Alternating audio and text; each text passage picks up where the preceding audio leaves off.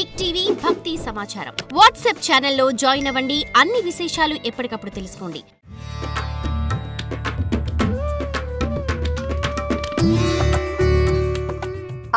రూపాయలతో కుంభమేళాకు ఎలా వెళ్ళి రావచ్చో ఇప్పుడు చూద్దాం. మనకు ప్రతి ఒక్క ప్రాంతం నుంచి కూడా కుంభమేళాకు అన్ని రకాల రవాణా సౌకర్యాలు అందుబాటులో ఉన్నాయి.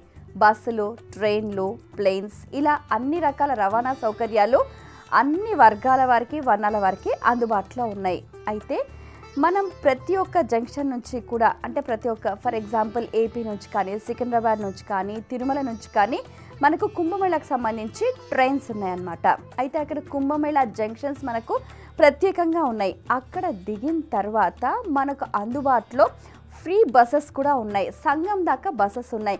అయితే ఇవి ఎలా అంటే 15 కిలోమీటర్ల యువతల వరకే ఆ బస్సెస్ని ఆపేస్తారు. అక్కడి నుంచి మళ్ళీ మనం చిన్న ఆటోని తీసుకొని ముందుకెళ్ళచ్చు అనమాట. ఏది ఏమైనప్పటికీ సంగం దాకా వెళ్ళాలి అని అంటే మినిమం ఎంత లేదన్నా 5 కిలోమీటర్ల మటుకు నడవాల్సిన పరిస్థితి ఉంటుంది. అయితే సంగం దాకా వెళ్ళిన తర్వాత చక్కగా అందులో సంగమంలో స్నానం చేసిన తర్వాత మీకు అక్కడే సెక్టార్స్, ఆ చుట్టుపక్కల ప్రాంతాల్లో కూడా మీకు రకరకాల వసతి సౌకర్యాలు, భోజన సదుపాయాలు కూడా మీకు అందుబాటులో ఉంటాయన్నమాట. చాలామంది స్వచ్ఛంద సంస్థల వాళ్ళు, అలాగే పీఠాధిపతులు, అఖాడాలు, పలు దేవాలయాలకు సంబంధించిన వాళ్ళు రకరకాల కౌంటర్స్ని కూడా ఏర్పాటు చేశారు.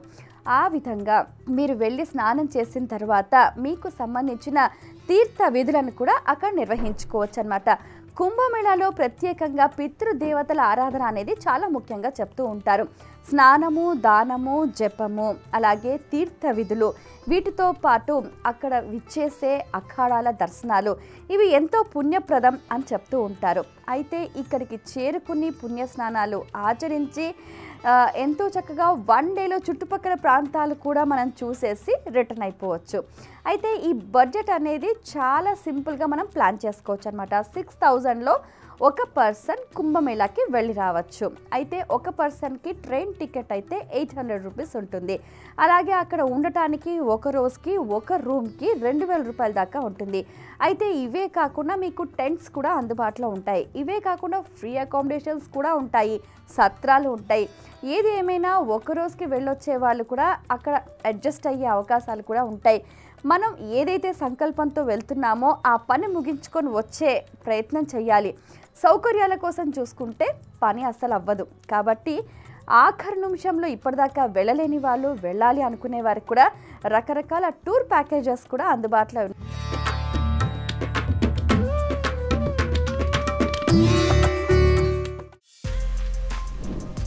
For more videos like this, subscribe Big TV channel.